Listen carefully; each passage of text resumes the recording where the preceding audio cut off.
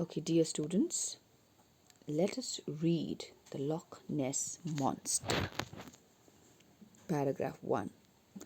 The very names sea serpent and the lake monster seem like creatures beyond reality. Yet, there are thousands of reports of the creature's existence, from Siberia to Scotland and wherever else the waters are deep.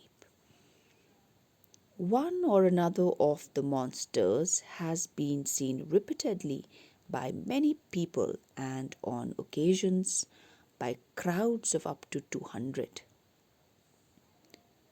A few creatures have even returned daily as if to give everyone in the neighborhood a chance to see it. But what is this mysterious form?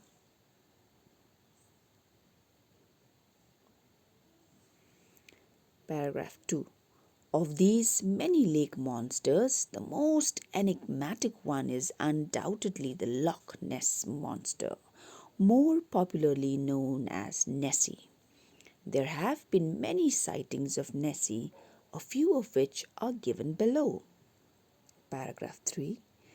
Driving from the Inverness along the shore of Loch Ness on their way to the little town of Foyers were Mr. and Mrs. George Spicer, a London businessman, and his wife.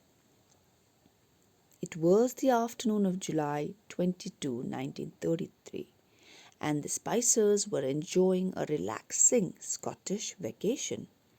Suddenly, the plants on the hillside about 200 yards ahead moved, and from it came out an enormous, long-necked animal. Moving jerkily, the hulk crossed the narrow road. Greatly surprised, Spicer quickly moved for a closer view. But by the time he and his wife reached the spot, the creature had lumbered through the bushes on the loch side and disappeared. Paragraph 4. Describing this to the press shortly afterward, the Spicers said that the creature was about 6 feet long and stood or lumbered 4 feet high. In later telling, the animal grew to a length of 25 to 30 feet. They said that its neck undulated in the manner of a scenic railway. In addition, they said the creature was a terrible dark elephant grey and reminded them of a snail. Paragraph 5. The creature had been seen many times before by people who visited the loch and its surroundings, including the Irish Saint Columba in AD 565. But Mr. Spicer's description of it in a letter to the press publicized what has become the world's most famous monster, Nessie. Many more such sightings were to follow. Paragraph 6. Road running was an unusual performance by Nessie, but one that is repeated on the brightly moonlit night of January 5th, 1934.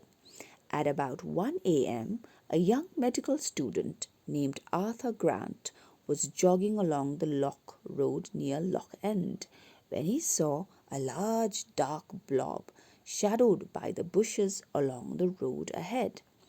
As he approached, the object bounded across the road, almost colliding with Grant's motorcycle. In the moonlight, the young man saw a creature with a small eel-like head with oval eyes and long neck, a bulky body thickening towards a long, rounded-off tail, and 4 flipper-like legs. It was, he thought, about 18 to 20 feet long and had a dark skin rather like a whale's. Paragraph 7. Leaping off his machine, Grant followed the creature as it loped rapidly away and splashed into the loch.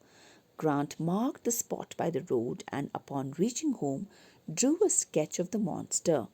Grant declared some time later, I can say that I have never seen anything in my life like the animal I saw. It looked like a hybrid, a cross between a plesiosaur and a member of the sea family. Paragraph 8. One man, very doubtful about the Loch Ness monster, began his search in the spring of 1960. Tim Dinsdale of Reading, England, arrived at the loch with his camping equipment and a 16 movie camera, prepared to spend all of 6 days watching for the creature. On April 23rd, his last day of the surveillance, he was starting out across the loch from a small hillock when he saw a motionless object on the surface of the water. Estimating the range at about 1,300 yards, Dinsdale trained his binoculars on the object and saw a mahogany-colored shape of a dark blotch on its left side. It began to move. Dinsdale turned to his camera and started filming, following the shape as it zigzagged across the loch and submerged, resurfacing and submerging, again over a distance of 500 yards. Paragraph 9. The result was an exciting piece of film showing a living creature whose appearance matched many eyewitness descriptions of the creature in the lake. At least one skeptical scientist was persuaded that there was indeed something unaccountable and worth searching for in the water of Loch Ness. Paragraph 10. Unshakable in his faith, Father Gregory Bursey had no doubts about his sightings of a creature in Loch Ness on October 14th, 1971. He and a visitor were enjoying the view of the serene loch from the grounds of the Benedictine Abbey at Fort Augustus when both were startled by the sudden, violent movement of its waters. About 300 yards away, a great beast loomed before them, rearing its head as much as 7 feet above the water, and then swam slowly away. The two men, hardly believing their eyes, stood watching it for about 20 seconds before the creature submerged. Paragraph 11. The monster had been seen by many monks at the abbey, but never before by Father Gregory. We felt a sort of awe and amazement, he related.